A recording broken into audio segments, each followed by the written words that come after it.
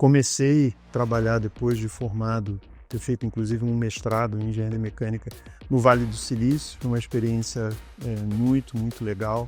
E o que eu vi ali naquela exposição breve, aqueles primeiras semanas de vida do Mercado Livre, foi uma paixão intensa, falei aqui do brilho dos olhos, que eu vi no Marcos. Isso fez um clique ali na hora. Quando tocou o telefone várias vezes, ninguém atendia, eu insisti. Depois de um tempo, alguém pega o telefone e eu pela voz eu reconheci e falei: Marcos, sou eu, Estélio, queria falar com você, queria trabalhar com você e com o Hernando.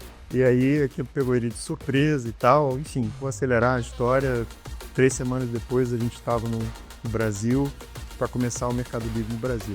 Imagina você entrar na loja de um camarada e dizer para ele: ó, há 25 anos atrás, eu quero pegar aqui a sua lista de produtos, eu vou colocar aqui no meu site na internet, a gente vai vender esses teus produtos e você vai vender, cara, você vai vender mais. Imagina, é legal, é muito bacana, mas não é um ponto de chegada. A Deus me dá asas qual mesmo, porque se fosse uma empresa minha, preço quebrar, perdido.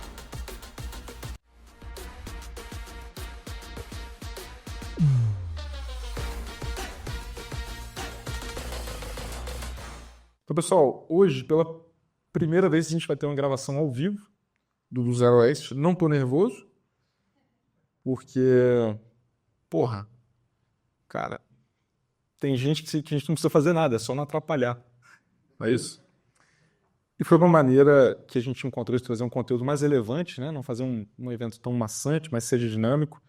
E quando a gente começou a pensar nisso para fazer aqui, a gente falou: cara, tem que ser alguém que faça esse tanto de gente sair de outros estados, etc., e vir aqui para ouvir, para aprender.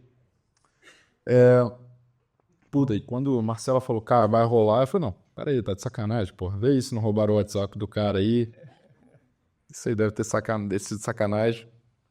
Acho que a história que ele vai contar aqui fala por si só.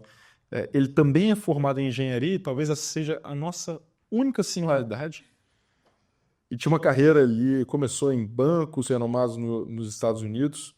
Mas por acaso ele vai contar melhor sobre isso. Teve caminho cruzado com outros empreendedores argentinos. Talvez uma das boas histórias de encontro entre brasileiros e argentinos. E brincadeiras à parte, ele começou a empreender e algo que eventualmente foi visto como uma loucura por muitos fundos ou especialistas de mercado se tornou a empresa mais valiosa. A gente apanhou bastante, né, o Tomás? Cadê o Tomás aqui? Na época de Americanas lá, né? Apanhamos bastante dessa empresa, a gente sabe bem a força. E talvez um negócio que é difícil a gente vai virar, mas a tese do ecossistema ali talvez tenha sido uma das mais bem implementadas e que mais geram resultados no mundo. E que bom, né, que esse encontro de argentinos brasileiros aconteceu, senão hoje a gente não teria uma empresa chamada Mercado Livre. Alguém aqui, além de mim, é meio viciado no Mercado Livre, abre lá só para ver o que entrega no mesmo dia, no dia seguinte. Cara, morar em São Paulo é uma merda por conta disso, né? Chega tudo no mesmo dia. Nosso contrato com americanos ainda proíbe a gente falar isso? Não, né? Já vencer. Pessoal, sem mais delongas, é com muito prazer, muita satisfação, de certa forma, até um pouco incrédulo, que a gente já sai daqui, o Estélio Toda, cofundador do Mercado Livre, uma grande salva de palmas para ele. Eric Lachara. Vazio. Muito obrigado. Boa noite, pessoal. Prazer estar aqui com vocês. Rodrigo, obrigado. Tomás, Marcela, obrigado aí pelo convite. Muito legal. Você quebrar o protocolo aqui? O que fez você aceitar um convite desse, né? De uma empresa que você nem conhece? Imagina se fosse uma furada. A gente não sabe ainda, né? Não, mas eu gosto de falar com empreendedores. Acho que é principalmente isso. E assim, é engraçado que a gente está aqui numa sala, né, relativamente pequena, né? Hoje em dia a gente faz evento com 10 mil vendedores, não sei o quê, auditório gigante e tal. Mas me remete muito a como tudo começou 25 anos atrás, E era falando assim em eventos desse porte né, gente com brilho nos olhos, né, querendo fazer alguma coisa legal, no caso, topando vender no Mercado Livre. Então, bacana, né? Acho que também tem um histórico aqui, uma coisa, né, uma ligação histórica. A gente estava batendo um papo ali antes também, descobrimos que vocês são originários do Espírito Santo, de Vitória. Contei um pouquinho da minha história também, da minha relação com o Estado, né? Passei muitas férias por lá, gosto muito, tenho pessoas, amigas que são de lá, adoro a comida. Já levei a minha esposa, quando a gente ainda era namorado, para conhecer o Espírito Santo, então também tem essa coincidência aqui, muito legal. Bacana, cara. Pô, sensacional. Tem uma comitivazinha pequena do Espírito Santo aqui hoje pra te ver. Boa. Hoje deve ser a maior concentração de capixaba por metro quadrado fora do Espírito Santo, certamente tá aqui. Tá? Que Porque eu legal. tenho muito orgulho, inclusive sou apaixonado pelo meu estado.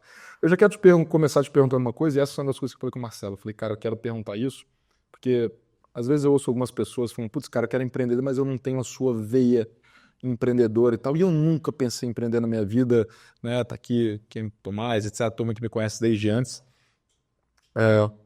E aí foi com o Marcelo, eu falei, cara, eu quero saber disso, porque você teve uma formação em Stanford, que é, porra, o sonho de, né, 11 em cada 10 pessoas que querem cursar qualquer coisa ligada à engenharia, etc., o que quer que seja. Tava ali numa carreira de banco, provavelmente para ganhar também um bom dinheiro no médio e longo prazo, né, uma carreira muito promissora. Você já pensava em empreender uma coisa que vinha eventualmente de família? Você acha que você tem essa veia de empreendedor? Foi uma coisa que aconteceu também? Legal. A resposta é principalmente não, mas também sim, né? E não, Você é advogado? Não, né? não. Nada contra o Gustavo. Mas não é uma resposta de advogado, não. Você já vai entender por quê. O não, porque realmente, na minha cabeça, né, jovem e tal, né, estudando, tem aqui um companheiro de escola aqui, que ele cursou 12 anos de escola comigo, era bom aluno na escola, gostava de todas as matérias, mas de matemática, de física, pensava em estudar engenharia, sem saber muito bem, né, o que isso queria dizer, né, porque era uma carreira boa, porque eu tinha boas notas e porque eu gostava dessas matérias mais técnicas. Enfim, apliquei, fui parar em Stanford, comecei a trabalhar depois de formado, ter feito inclusive um mestrado em engenharia mecânica no Vale do Silício. Foi uma experiência muito, muito legal. É interessante que eu falo que nesse momento que eu estava no Vale do Silício era um momento onde o hardware dominava, né? Então, a empresa que eu trabalhei era uma empresa que foi precursora do Wi-Fi, fazia transmissão de dados sem fio. Ela participou do consórcio que depois criou o que foi chamado de Wi-Fi. Então, uma carreira voltada mesmo para você se fazer, né? Você como engenheiro, depois que eu voltei ao Brasil, não encontrando trabalho em engenharia, voltei para o Brasil para trabalhar no mercado financeiro e descobri que não era uma novidade, que todo mundo que estava lá tinha trabalhado tinha estudado engenharia de alguma forma, então é muito comum isso. E achei que ia ser mercado financeiro, né? Né, eu fui fazer o MBA depois, nos casamos, fomos lá para Stanford de novo para fazer o MBA. Essa carreira aí de mercado financeiro, Wall Street, né? A possibilidade de fazer até uma carreira internacional, né, em finanças é o que tinha em mente. Por que sim? Né? Eu já disse o porquê não. Porque eu tinha exemplos na minha família muito próximos. Eu sou filho de imigrante. Meu avô é português, meu pai, meu tio. Cada um deles empreendedor. Cada um deles teve o negócio dele. E o meu pai seria o que hoje a gente chama de um empreendedor em série, né? Um serial entrepreneur. E isso era enfim, a minha vivência, que estava muito próximo ali de mim, mas eu acho que naquele momento eu ainda não tinha juntado os pontos, né? Por que eu falo sobre isso? Eu gosto de contar essa história.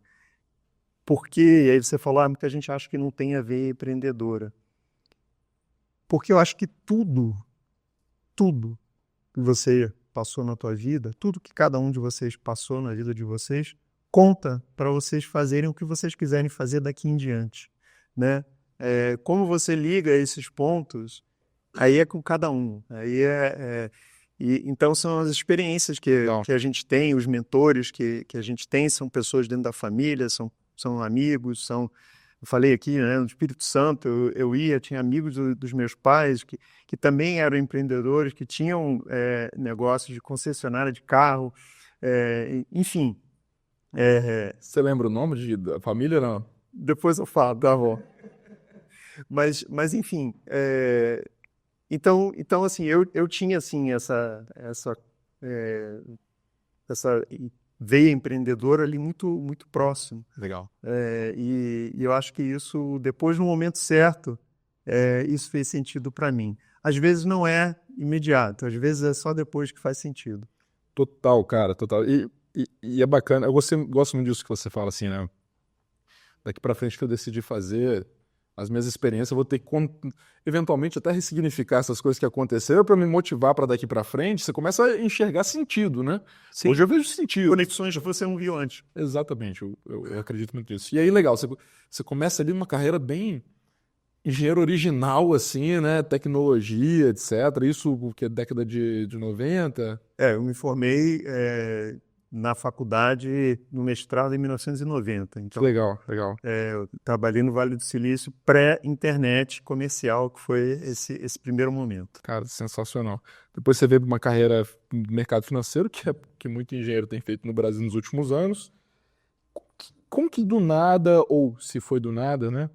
Entra no Mercado Livre na sua vida, o que você viu ali na ideia junto com seus sócios ou do seu sócio que faz você falar, puta, beleza, cara, é nesse negócio aqui que eu vou me engajar. Como é que foi esse processo de tomada de decisão? Foi com muito medo, pouco medo? Como é que foi essa jornada? Foi inesperada, né? Não foi planejada, mas sim tem um elemento também de conexões, né? Então eu já falei aqui que eu tinha uma vida pregressa com tecnologia, que eu tinha trabalhado inclusive com tecnologia. Adianto o relógio para 99, depois da gente já ter feito o MBA, ter se formado, e a gente está em pleno, né, momento ali de florescer da internet comercial no Brasil e no mundo, né? E a gente está nos Estados Unidos, e eu estou num banco de investimentos trabalhando na área que eles chamam de TMT, que é tecnologia, mídia e telecom, vendo isso acontecer do IPO toda semana e as empresas né, estourando e todo mundo querendo investir, aquela efervescência que estava acontecendo. Então, assim, por um lado, não era coincidência, porque tudo isso estava ali ao redor. Por outro, eu tinha um compromisso com essa senhora que está aqui na frente, de que a gente iria passar uns bons anos ali em Nova York, que a gente ia fazer a nossa vida, ali, o nosso sonho americano, e que a gente eventualmente voltaria para o Brasil já depois de ter alguns anos, né, trabalhado em Wall Street, já ter uma experiência de ser alguém já mais sênior, e aí então pensar em voltar para o Brasil. Corta para eu encontrar com o Marcos Galperin, que apareceu lá no banco onde eu trabalhava, por uma coincidência, né? Não fui eu quem o levou, mas uma terceira pessoa que o trouxe para lá. E, curiosamente, ele tinha acabado de lançar a empresa, mas era tão louco o momento, essa efervescência, que as pessoas já começavam a fazer contato com os bancos para saber, bom, lá na frente, se o negócio for abrir capital, com quem a gente já tem relacionamento. Então, assim, era super cedo. Pra você ter ideia, o Mercado Livre ainda nem faturava, tá? O Mercado Livre ainda tinha sido lançado, só tinha sido lançado na Argentina. Tá. Então, para ter uma ideia de quão cedo ainda era esse momento. Mas calhou dele estar lá no banco onde eu trabalhava naquele dia, e a gente se encontrou. Ele participou de uma reunião com outras pessoas, eu estava... Vocês não se conheciam antes? Não, a gente já se conhecia. A gente se conhecia. E eu, ao saber que ele iria vir, eu me voluntariei para participar da reunião. Eu disse, bom, eu já conheço, então ajuda eu estar presente. E aí nós nos reencontramos ali, então, na reunião. E na reunião, basicamente, ele contou do início, né, do lançamento do Mercado Livre na Argentina, daquele começo. E assim, você perguntou da ideia, né, se foi a ideia.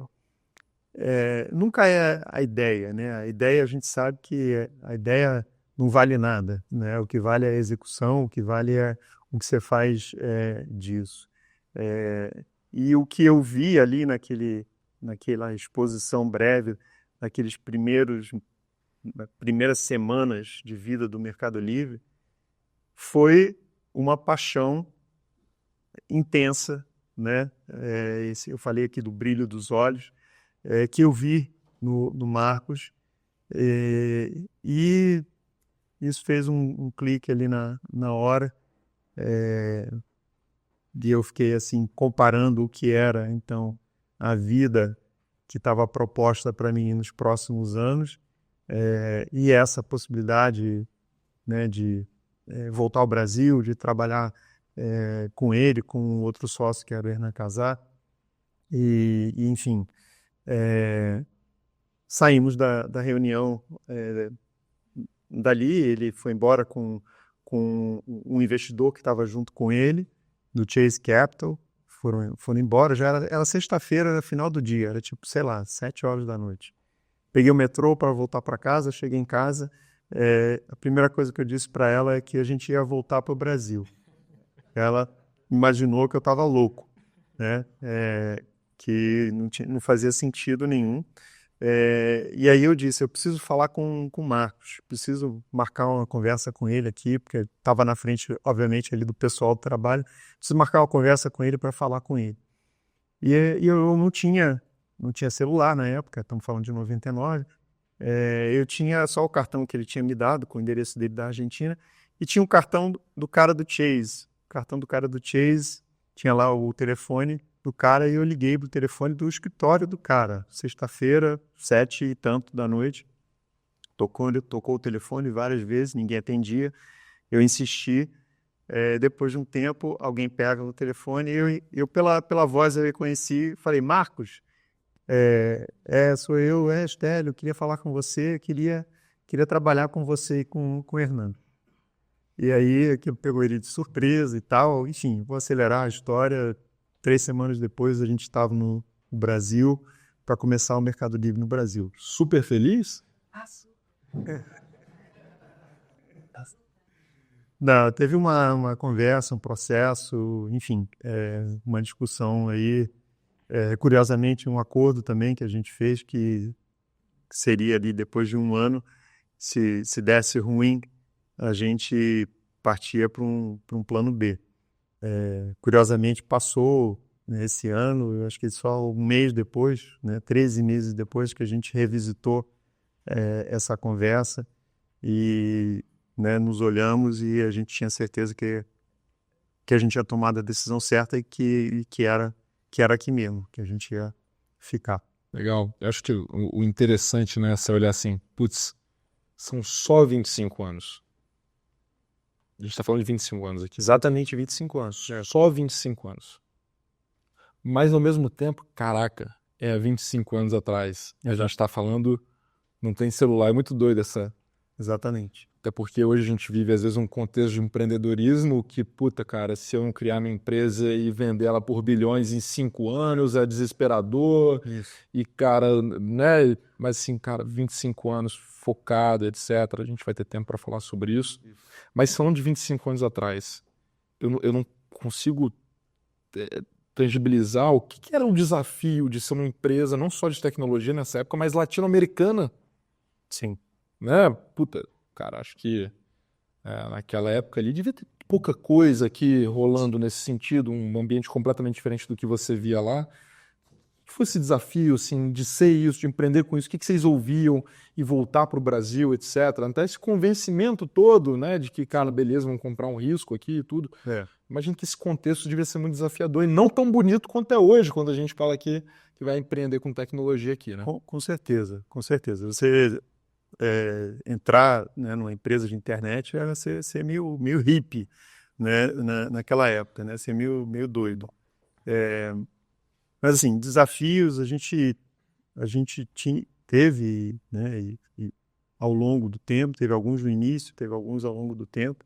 Acho que o primeiro, o desafio inicial, foi provar o modelo, porque era tudo novo. Hoje, coisas que a gente assume como dadas, na época não eram, né? A começar pela internet, né? Então, ter que explicar, por exemplo, para alguém que a gente quer atrair como vendedor no Mercado Livre, que ele vai vender os produtos dele no site da internet, né?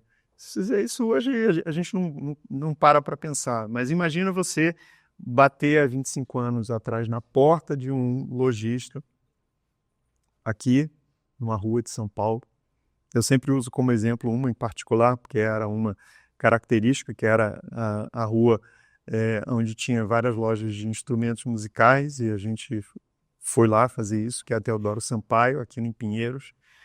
Imagina você entrar na loja de um camarada e dizer para ele, ó, há 25 anos atrás, eu quero pegar aqui a sua lista de produtos, que eu vou colocar aqui no meu site na internet, e aí a gente vai vender esses seus produtos e você vai vender, cara, você vai vender mais. Imagina. Meio louca, assim, cara. Vai estar lá. Mas assim, tem que explicar tudo, né? Tem que explicar a internet, tem que explicar comércio, tem que explicar como que isso vai acontecer, né? Como que vai receber pagamento. Então, um desafio inicial muito básico, que é isso. Um desafio que permeia ainda o negócio, mas que era mais, eu acho que forte no início, é o desafio da infraestrutura. Que a infraestrutura é ruim hoje, imagina 25 anos atrás, né? Você falou não tinha celular. Por acaso eu tinha trabalhado entre o primeiro e o segundo ano do MBA na Merrill Lynch. Aliás, eu não falei o banco onde eu trabalhei, né? O banco onde eu trabalhei se tornou muito conhecido depois de alguns anos. Era a Lehman Brothers. Saí da Lehman Brothers para ir para o Mercado Livre. Então, é conhecido como Lehman Brothers. Esse foi um ótimo exit, né? Depois ficou claro o porquê, mas naquele momento parecia uma loucura. Eu tinha trabalhado na Merrill Lynch entre o primeiro e o segundo ano, e na Merrill Lynch eu participei, entre vários bancos ali representando uma empresa que participou do leilão da Telebrás. Então, assim, o leilão da Telebrás, para quem é mais novinho, marcou o início da abertura das telecomunicações e deu um grande impulso, porque depois, né, virou a internet no Brasil. Se não tivesse acontecido isso, né, talvez a coisa demorasse muito mais tempo. Mas, enfim, a gente teve e tem um desafio de infraestrutura, coisas do tipo, naquele momento, o acesso, que era caro, o equipamento, né? Então, assim, não era um celular na mão de cada um, você tinha que ter um computador e era uma aquisição para a família do computador, e não todas as famílias entendiam que justificava ter ou tinha um poder aquisitivo para ter um computador em casa.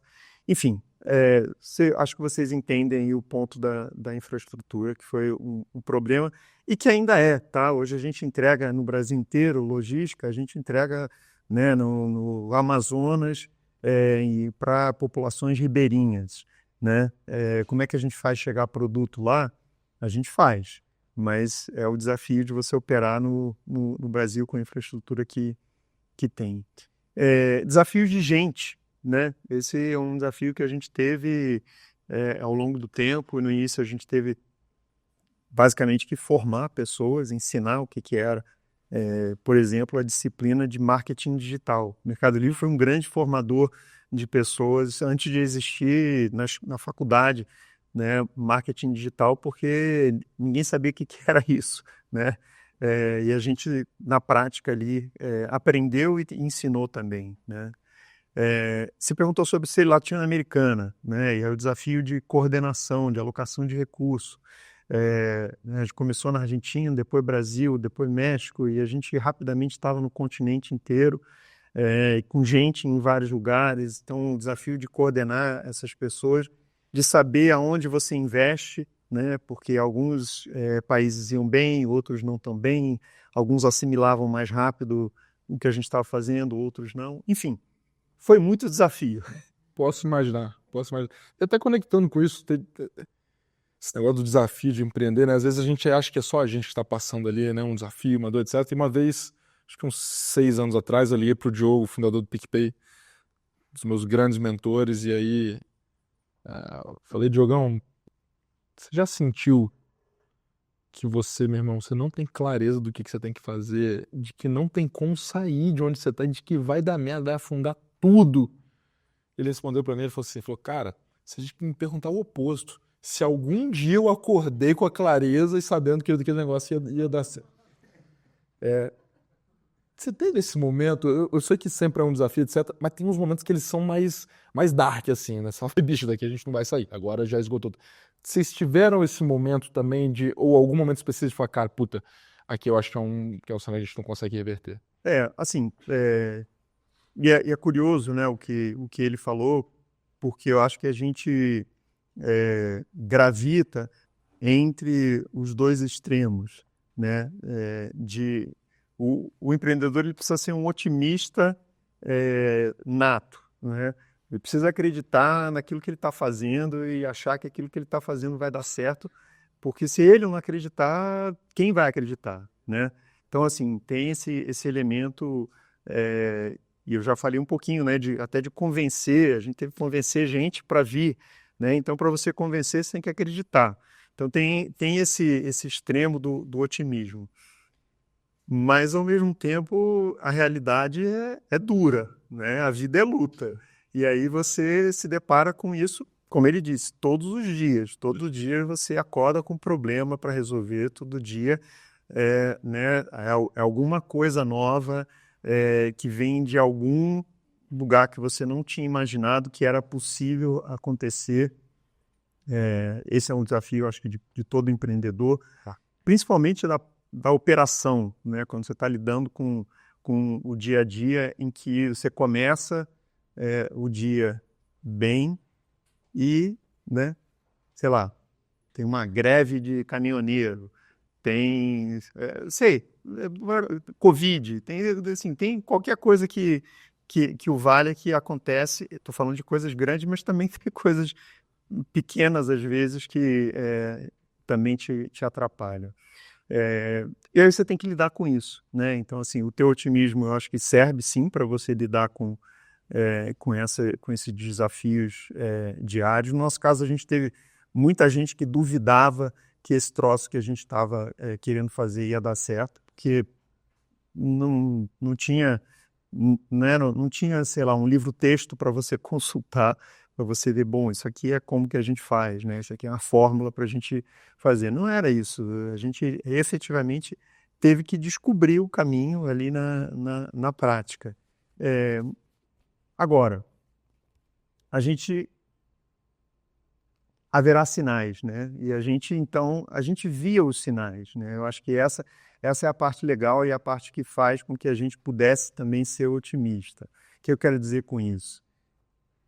A gente estava ali todo dia contando, no nosso caso, quando começou, né, contando os lances, que era leilão, né? A gente contando quantas... Caraca, era leilão. Bem no início era leilão. Então, assim, a gente contando quantos produtos tinham sido vendidos no dia.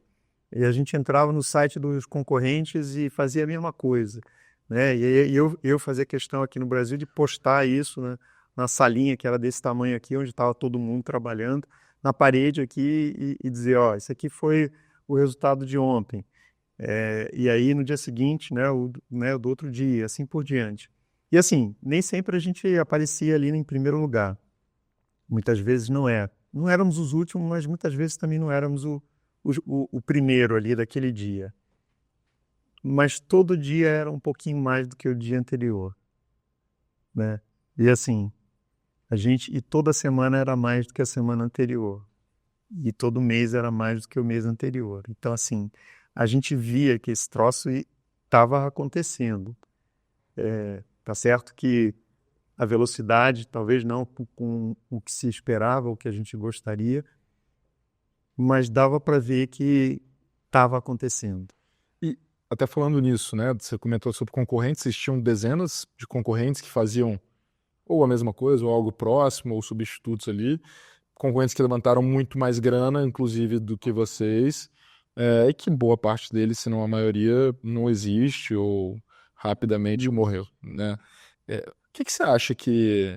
Vocês fizeram 2 rodadas de captação ali logo no início? Duas antes de depois fazer o IPO. Fazer IPO. O que você acha que, enquanto estratégia, enquanto gestão, enquanto modelo de negócio, fez com ou as escolhas ou complementares, enfim, o que você acha que fez diferença para que vocês pudessem otimizar esses recursos aí e sobreviver, que é uma boa parte da jornada, né? Pessoal, já já a gente volta com esse papo que tá maneiríssimo, mas antes eu queria saber o seguinte, você já seguiu o nosso podcast no Spotify? Vai lá, segue, ativa a notificação e compartilha nas suas redes. Assim você ajuda a gente para esse conteúdo chegar cada vez em mais pessoas, beleza? Agora, bora voltar pro nosso episódio. E não é sempre uma coisa só, né? Eu acho que Claro. foram algumas coisas.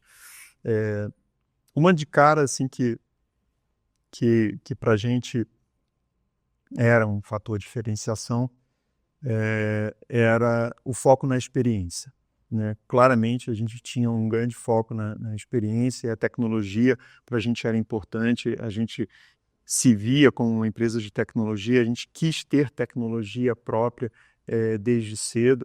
A primeira versão do site tinha um motorzinho de leilão de terceiros, né? Assim que a gente lançou, né, com o front-end que era nosso. Mas a gente achou que aquele negócio ali não ia ser legal porque a gente queria mexer, a gente queria, né, poder customizar o negócio para as nossas necessidades. E a gente efetivamente desenvolveu o nosso próprio modelo, o nosso back-end e o nosso front-end. E isso eu acho que foi muito importante. Legal. Mas o foco na experiência não quer dizer só a questão da tecnologia, né? Era entender, eu acho que a necessidade do nosso cliente. A gente começou com um site de leilão, mas a gente viu ali muito cedo, ainda no primeiro ano da nossa história, que a experiência do leilão era uma experiência ruim. Por quê? Porque o que estava sendo vendido, uma caneca no Mercado Livre, tem um preço, né, definido, né? Essa caneca custa X, vamos dizer que ela custe R$50, né? A gente tinha lá o sujeito vendendo, colocava R$1, e o leilão ele funcionava, né? Vocês aqui viam a caneca e quem desse mais levava a caneca, mas isso depois de 7 dias. Tinha que esperar 7 dias para a gente, né, fechar o leilão e entregar a caneca para o comprador e o comprador pagar o vendedor. Uma experiência que a gente via que muitas vezes no primeiro dia é R$50, alguém deu R$50, por que tem que esperar mais 6 dias para entregar? E aí nos ocorreu, né, a ideia de fazer o que a gente chamava de compra imediata. Fomos os primeiros a ter essa ideia, antes do eBay. O eBay tinha sido o site que nos inspirou e inspirou todos os concorrentes que a gente tinha no Brasil e no mundo inteiro, né? Todo mundo tinha visto o sucesso do eBay nos Estados Unidos e tinha feito exatamente a mesma coisa, lançar um site de leilão aqui. Mas nós fomos os primeiros a ver, vamos melhorar esse negócio aqui, vamos fazer essa compra imediata. Compra imediata, o que é? Eu sei que isso aqui custa 50, então eu vou colocar um leilão a partir de R$1, mas se chegar a 50, quem der 50 leva. e leva imediatamente. Não precisa esperar, obviamente, terminar o leilão. Bacana. O que a gente viu que os nossos usuários começaram a fazer? Vou começar o leilão a R$ 50 e o preço compra imediata é R$ 50. Em outras palavras, é preço fixo. Quem der o único lance leva, não existe leilão e o troço deslanchou.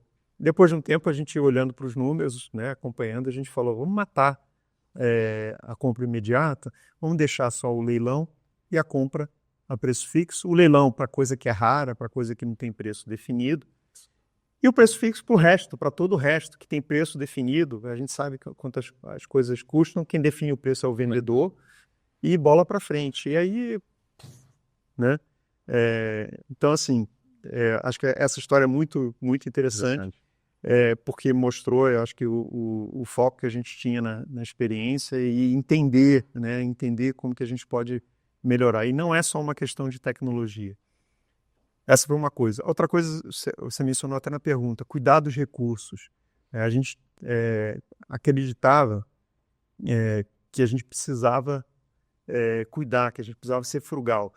E um pouco também porque a gente estava vendo o que estava acontecendo, né? Pouco tempo depois da gente ter lançado, já no ano seguinte, em março de 2000, o Nasdaq começa a cair, isso se prolonga ao longo de 2 meses, né, até maio, e é o famoso estouro da bolha, a primeira grande crise que a gente passou como empresa, e isso secou as fontes de investimento, toda aquela efervescência que eu falei ali, ela de um dia para o outro mudou, e assim, quem continuou, né, gastando como se não houvesse amanhã, se ferrou. Né? A gente, obviamente, entendeu isso e a gente ajustou rapidamente e eu acho que isso fez uma diferença enorme. Acho que, por último, eu diria que a gente sempre teve um foco no longo prazo. A gente nunca achou que o troço ia acontecer rápido e, de fato, não aconteceu rápido e, enfim, isso foi muito importante para a gente ver amadurecer o negócio. Cara, muito bom. Você falou sobre vários temas aí, né, assim, de experiência do usuário. Você falou sobre gestão financeira, por que não, né, essa otimização de recursos, etc. Dentro disso, você passou por alguns papéis ali dentro, a gente vai chegar nesse ponto, mas o que é o seu super, não gosto muito de falar, mas o que é o seu superpoder, assim, enquanto executivo, enquanto fundador? O que é aquele negócio que provavelmente você tem ali outro só, você fala assim, cara, essa aqui é a caixa, ou é o que eu entrego aqui dentro, meu irmão, que faz toda a diferença? Assim, eu acho que é a execução e é esse foco, né, laser aí de entender o que é preciso ser feito e entregar isso né, ter resiliência para ver isso acontecer. Também, né, chamar as pessoas para essa visão, né, formar pessoas, eu acho que nesse sentido também foi muito importante e eu acho que eu tive muita gente aí que eu consegui fazer isso bem, de comprar a ideia e partir para executar, custe o que custar, né? O custo que isso tem.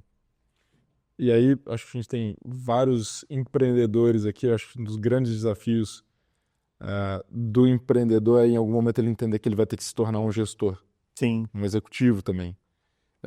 Conta pro pessoal aqui, talvez até, como que foi esse seu processo, talvez algumas dicas de entender, cara, o sangue nos olhos e esse otimismo, às vezes até sem pé nem cabeça, mas a gente acredita, que são fundamentais na hora de começar um negócio, mas chega uma hora, pelo menos na minha visão, quero saber se você concorda, que você precisa começar a entender, opa, eu preciso, cara, entender o que é gestão, eu preciso entender de processo, eu preciso entender das rotinas, eu preciso olhar para os números, preciso ter discussões estruturadas. Como é que foi esse seu processo, passando ali, cara, de empreendedor para ser o CEO, para depois ir para a presidência, para ir para o conselho?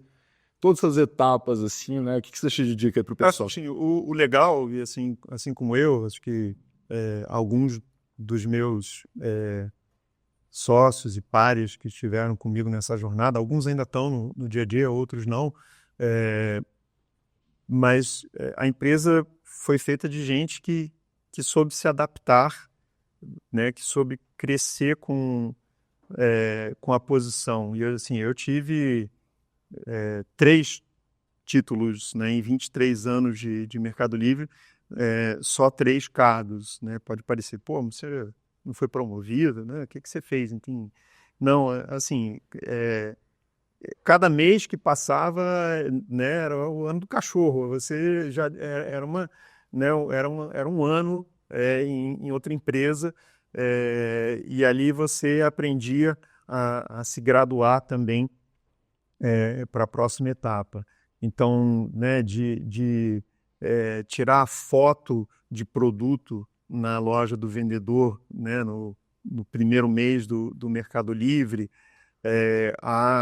né, gerir uma equipe, né, que eu contratei, muitos deles que foram formados dentro da organização, outros que a gente trouxe já um pouco mais experientes de fora, né, e aí trabalhar, né, eu acho que uma coisa que você falou que é muito importante, os números, né? A gente sempre foi uma organização muito focada em olhar os números, né, e isso para mim nunca foi estranho, acho que com toda a minha experiência de tecnologia, de engenheiro e tal, mas de mergulhar nos números mesmo, de entender, e uma coisa super, super importante, de reagir rápido, né? Quando a coisa começava a sair do eixo, quando alguma coisa demonstrava que alguma coisa precisava de atenção, acho que isso foi muito uma característica também que eu desenvolvi, que eu também trabalhei com a minha equipe ao longo do tempo. A gente está muito com o pulso do negócio a todo o momento. E assim, o benefício que a gente tem de um negócio dessa natureza de tecnologia é que você tem os dados, né, em tempo real, Total. você tem os logs ali, né, e a gente tinha em tempo real mesmo, a gente, né, olhava para isso a todo momento. Então, rapidamente reagiu. Agora, ao longo do tempo, a complexidade aumenta. E ao aumentar a complexidade, você precisa se multiplicar. E como que você se multiplica?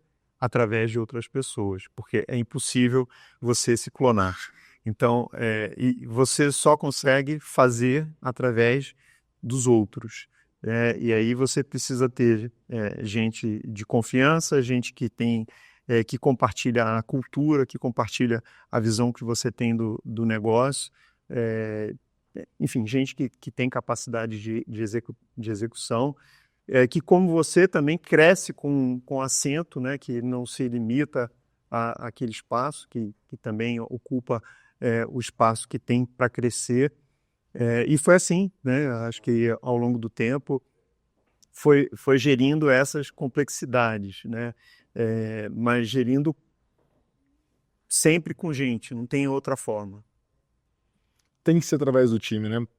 E falei isso no bloco anterior, numa exposição que a gente fez aqui, é não perder essa fé de que existem pessoas melhores que a gente para fazer Com certeza. Com certeza. aquilo que, né? Com assim, certeza. talvez não vai ter a sua capacidade holística de entender e de se reinventar, mas naquela caixa que ela vai fazer, etc., acho que passa por isso. Mas Né? com certeza, e isso aí tem muito a ver com ego. É importante o empreendedor também trabalhar o seu ego, porque se seu ego for muito, muito grande, você pode ter um problema com relação a isso, que é entender que pode ter muitas pessoas melhores do que você e certamente alguém vai ser melhor que você em alguma coisa. Total. Né? E se for alguma coisa que você precisa, que bom se essa pessoa puder estar aqui do teu lado, trabalhando contigo, com a mesma visão que você. Então, assim, é necessário, sim, você olhar para fora e pensar se essa pessoa é melhor e ótimo, né? E não... E deixa trabalhar também, né? Exato, não, e deixa trabalhar. Essa é a ideia de ocupar o espaço, é essa, né? Você não pode, né, ficar ali cerceando, né, limitando essa pessoa. Cara, sensacional. O nome do nosso podcast, você viu aqui eu falando, né? O do Zero ao Exit. E acho que até hoje, eu não sei se, Marcela, a gente não fez com ninguém que fez IPO até hoje, né? É o primeiro, confesso que estava muito ansioloso por esse momento. Eu, particularmente, tenho como um dos objetivos da minha vida, não pelo ponto de vista financeiro apenas ou da liquidez, etc., mas acho que do ponto de vista de aprendizado, eu tive bastante tempo ali dentro da Sapori, que foi uma empresa que adquiriu uma das nossas empresas, e a Sapori estava se preparando para o IPO naquela última grande janela que teve, e eu pude ver uma movimentação de governança e tudo, cara, coisas que eu nunca tinha me deparado, né? Um outro nível, assim, e eu, cara, acho que é uma coisa que eu quero viver algum dia na minha vida, né? Eu acho muito bacana. E mais do que isso, acho que melhor do que a encomenda, melhor do que a encomenda, o Mercado Livre foi a primeira empresa da América Latina, né, a abrir o capital lá em Nasdaq. E eu acho que a primeira empresa de tecnologia, talvez, também, Não, assim, as americanas não. Não, Mas aqui aqui sim. latino-americana, eu acho que sim, né, dessa pegada. Então, pô, cara, acho, assim, fenomenal, né? E eu queria entender se em algum momento, vocês tinham, igual eu tô falando aqui, né? Eu tenho isso como objetivo da minha vida e tudo. Vocês tinham esse objetivo? Vocês consideravam como um movimento estratégico de funding ou de melhoria de governança? O que foi o racional? Foi intencional, não foi? Assim, se a gente não tivesse pensando, eu mentiria, porque eu disse que lá atrás, quando o Marcos veio me visitar na Lehman Brothers, ele veio já para estabelecer relações com o banco de investimento. Aconteceu que teve uma bomba nuclear e um inverno atômico ali no meio do caminho, que perdurou um monte de anos, e né, aí você também tem que se adaptar à realidade. E aí o que a gente viu, e o que aconteceu ao longo daquele período, foi que a gente se aproximou muito de um player estratégico, que foi quem criou a categoria, que foi o eBay. Tá. Ele se tornou sócio minoritário do Mercado Livre, um deal que para a gente foi interessante naquele momento, porque nos ajudou a consolidar principalmente o mercado brasileiro. Você tinha me perguntado lá dos concorrentes e tal. A gente comprou os nossos 3 principais concorrentes ao longo do tempo. Aí, ó, a gente consolidou esse mercado e os outros sumiram do mapa. Mas os 3 principais que tinham tido funding e tal, né, cada um deles a gente adquiriu num momento diferente. Um deles nós adquirimos do eBay. O eBay tinha comprado esse player e não queria manter a operação brasileira. E a gente fez um negócio em que a gente incorporou a operação brasileira em troca de uma participação de 20% na nossa empresa mãe, que era a empresa americana. Então, o eBay se tornou um acionista minoritário. E, assim, isso criou uma situação, né, em que eu até... a gente pode falar, discutir aqui sobre os méritos disso, do ponto de vista do empreendedor, né, que atrai um sócio minoritário financeiro ou estratégico, principalmente estratégico, o quanto isso é bom e o quanto isso te limita, né? No nosso caso, estava mais ou menos escrito que se a gente fosse um dia vendido para alguém, seria para o eBay, porque ele era o cara do negócio e ele já estava ali com, né, 1/5 do negócio. Então, Pelzinho dentro. quem é o desavisado que vai se meter, né, a tirar o eBay da jogada para comprar o Mercado Livre, né? Então, assim, virou um jogo de um cavalo só, né, uma corrida de um cavalo só, e isso não é legal, tá? Isso não recomendo para vocês como empreendedores. O ideal é você gerar uma concorrência em algum momento. Enfim, os empreendedores, por N razões, podem optar por fazer isso, né, por falta de opção. E não vamos discutir isso aqui, mas essa era a situação.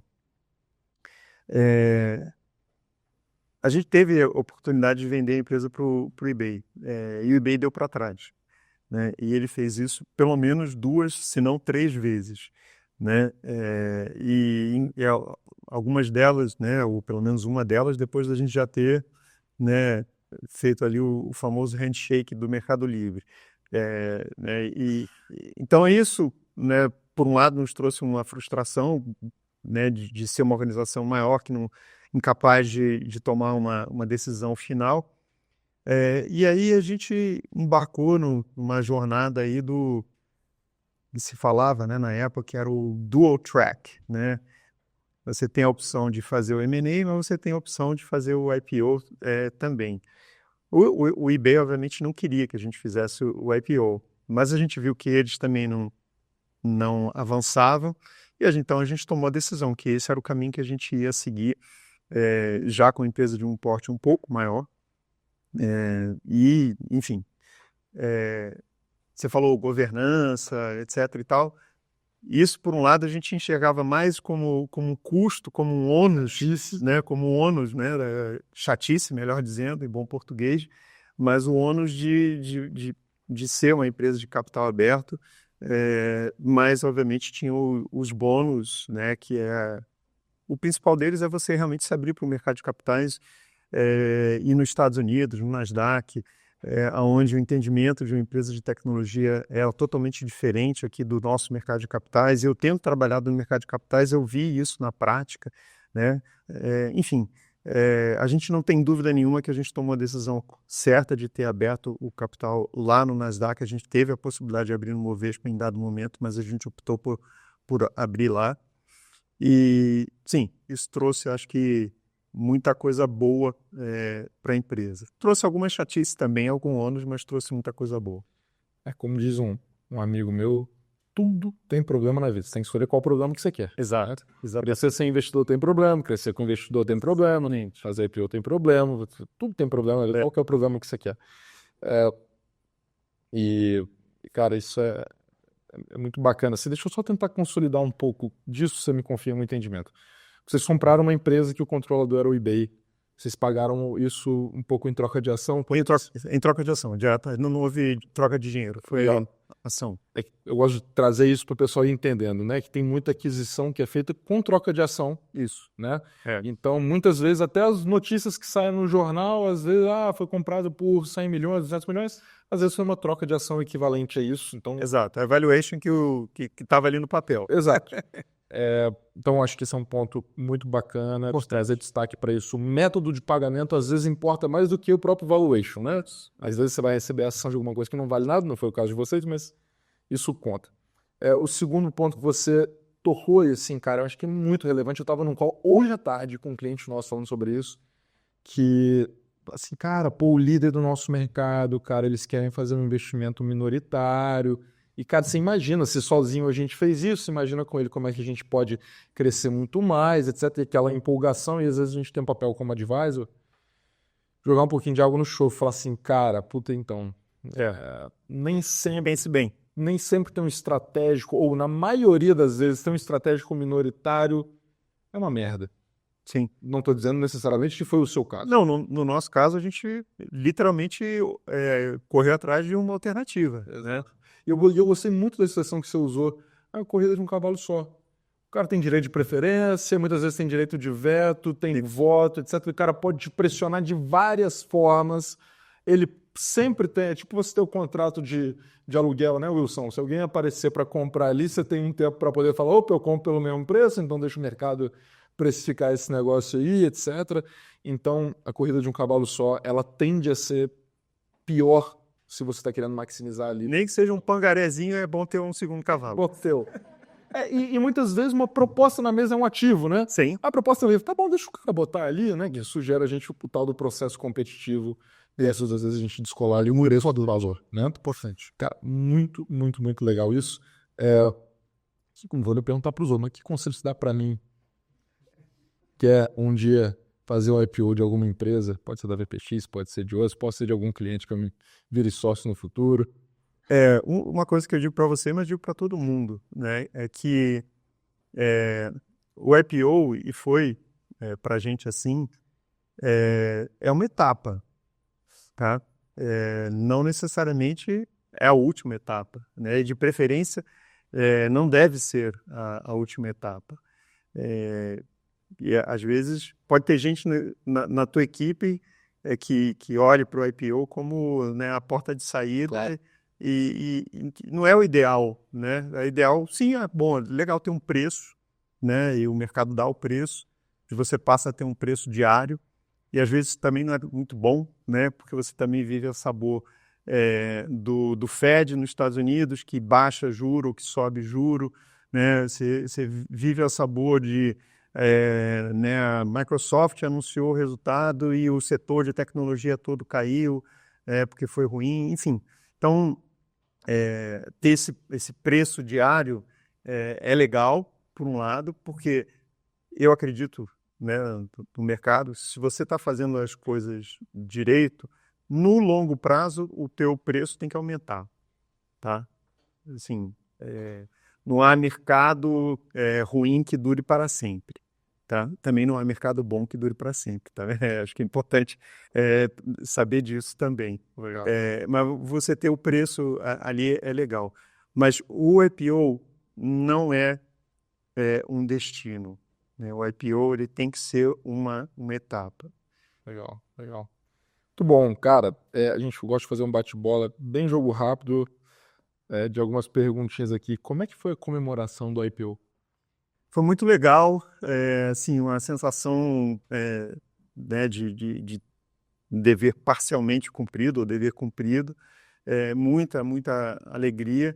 Foi legal, mas ao mesmo tempo poderia ter sido mais legal, porque naquele momento a gente optou por ter 2 pessoas, né, da nossa equipe que estavam lá no Nasdaq tocando o sino no dia que a gente abriu o capital, que foi o Marcos, que era o CEO da empresa, e o Nicolás, que era o CFO.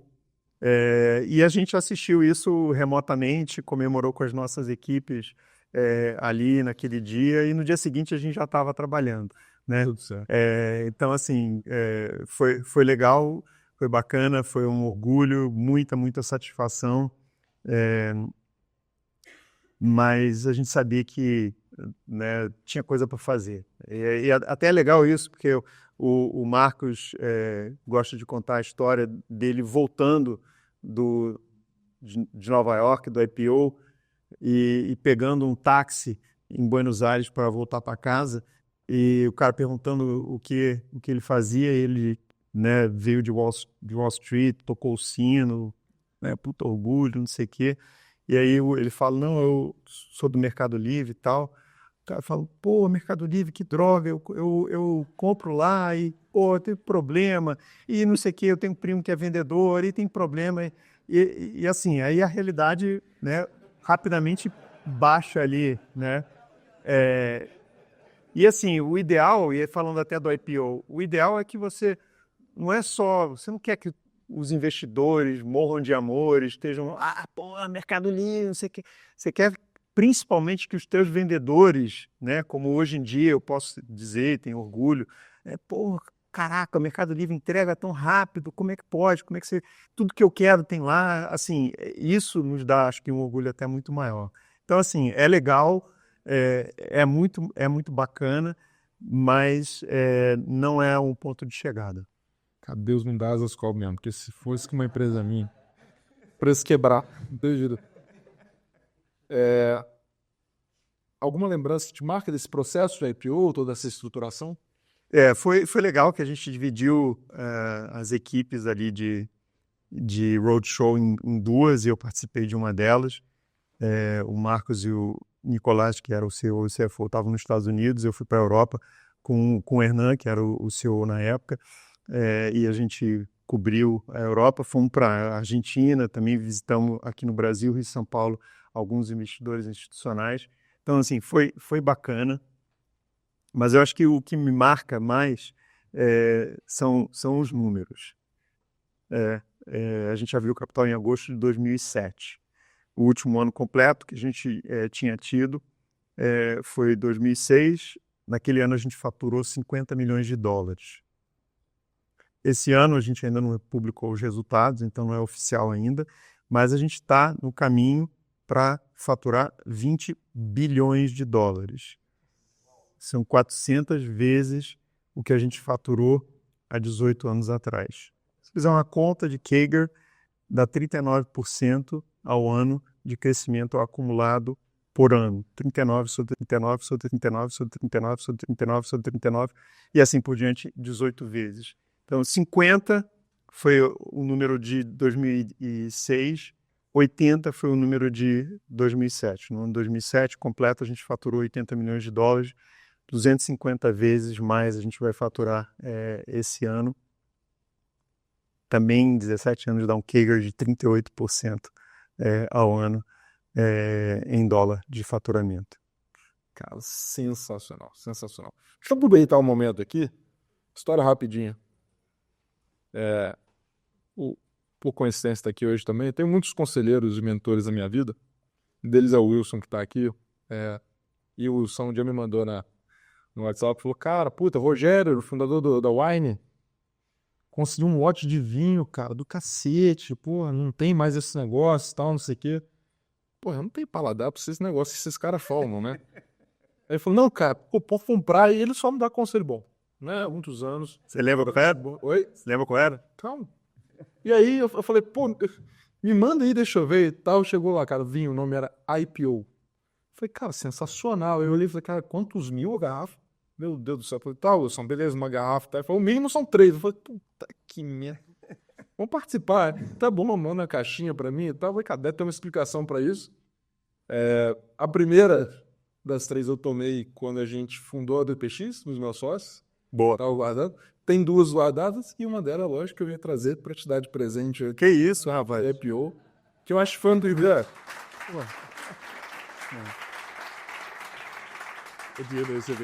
Caramba, que, pô, muito especial, cara. Me chama pra tomar, tá?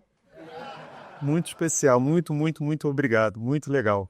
Poderia ser pra Wilson também, que ele me desse esse conselho aí, tá ali. Legal. Valeu. Enfim, trouxe aí com carinho e, pô, espero que a outra garrafa seja no meu IPO, tá? A gente conversa, tá? Assim será. Boa. Portuguesa. Português. Cara, a gente tá caminhando aqui pra reta final. Queria ouvir um pouco, a gente falou um pouco antes ali. Mas, puta, você é um cara super jovem, com uma carreira espetacular. E daqui pra frente, né? Você tá no conselho, etc. O que você tá olhando daqui pra frente? Conta um pouquinho aí pro pessoal também. Como que é chegar nesse momento de vida com tanta energia e, pô, olhar pra frente e ter vontade de fazer outras coisas. E o que move também? Legal. Assim, bom, há quase 3 anos, vai fazer 3 anos agora em abril, eu deixei o dia a dia do Mercado Livre, né? Depois de 23 anos, naquele momento. Uma decisão consensuada, muito conversada, principalmente com o Marcos. Hoje eu estou no conselho da empresa, e além de estar também como conselheiro de uma outra empresa de capital aberto aqui no Brasil, que é a DASA. E essa atividade é uma atividade que eu gosto, né? Já tinha participado de alguns conselhos, inclusive de empresas menores no passado. E sempre você aprende alguma coisa, eu acho que são enriquecedoras, e você aprende, você também, obviamente, compartilha, você também ajuda. Então, isso é uma coisa que eu gosto de fazer. Tem um elemento de quem já fez e que está participando de conselho que é diferente, por razões óbvias, né? E você tem que tomar cuidado, né? Porque você não é mais o executor, você é o conselheiro. Então isso não necessariamente é para qualquer um que já foi executor fazer essa migração. Pode, né, alerta de frustração, né? Então é bom colocar isso também, mas eu tenho, o caso do Mercado Livre é diferente porque é algo muito próximo, do qual eu ainda sou um acionista relevante, então é legal ver a empresa crescer e estar próximo disso. Isso é uma coisa.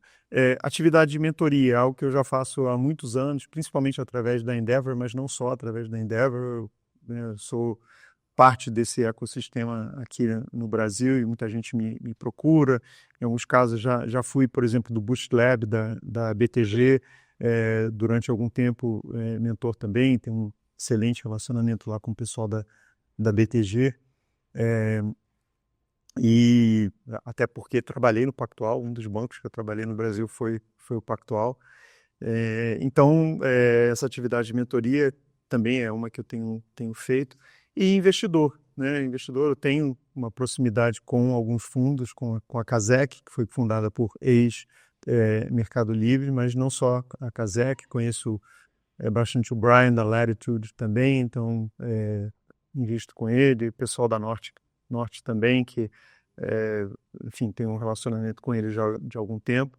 Então, estou inserido aqui no ecossistema latino-americano, vamos dizer, de tecnologia. Não tenho ambições hoje de me tornar executivo, até porque para isso eu estava, acho que, num lugar legal e numa posição excelente, mas eu optei realmente uma decisão pessoal e de família, né, Alguém tomou a decisão por mim? Não. Foi uma decisão que a gente tomou em consenso. Acho que quando você, né, é casado né, no nosso caso, um relacionamento de 30 anos, a gente precisa ceder em algumas coisas, né? E o sucesso aí, acho que também de um relacionamento de 30 anos envolve isso. Uma decisão nossa. E estou feliz, né? Estou feliz com isso. Por enquanto, é assim que eu ocupo meu tempo. Sensacional. Cara, mais uma vez quero te agradecer por ter vindo aqui, compartilhar tanta coisa bacana, tanto aprendizado e com essa simplicidade, né? Que eu acho que é o mais legal, que aproxima, né, de todo mundo que está aqui. Para esse público aqui, cara, de empresários, de empreendedores, muitos já muito bem sucedidos, outros no meio da jornada, etc. O que você deixa aí de mensagem ou motivacional, Legal, ou aspiracional aí para a galera continuar seguindo? Não, assim, eu penso muito e eu dei um exemplo aqui, né, no poder do efeito composto, né? Que é o efeito de você fazer as coisas e fazer bem e fazer ao longo do tempo o fruto que isso traz, né? Que isso produz, né? Então, eu acho que o exemplo do Mercado Livre é um excelente exemplo disso. É uma vida inteira, né? A construção de uma vida inteira minha e de alguns, né? Vários que estiveram e ainda estão ali. E nada, né, que vale a pena ser feito, eu acho que é feito com atalhos, né? Não tem, né? Você tem que... E é todo dia, e é a cada dia, mas ao longo do tempo, quando você olha para trás, eu acho que vocês que são empreendedores e que já estão nessa jornada já têm algumas indicações, já têm algumas etapas cumpridas e podem olhar para trás e ver, né, o que vocês já realizaram. É seguir, né? É continuar no caminho, é ter persistência, é acreditar realmente no poder dessa resiliência, desse efeito composto do trabalho de cada dia. Não tem atalho. Sensacional, pessoal. Uma salva de palmas para a história toda.